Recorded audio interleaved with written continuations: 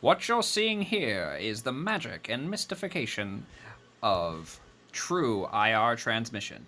Infrared radio allows us to do glorious things in this modern world. Right now, we have the blue LED on the left and the infrared transmitter on the right. In between them is a solid box. If I remove this box, watch what happens. As you can see, the LED has started to blink, but the devices are not connected in any way.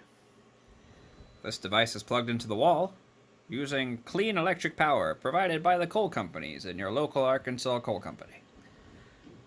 On the right is an Arduino powered off of a USB cord. However, they are communicating. The LED is now flashing. The only thing that changes it from not flashing anymore is if we interrupt the connection.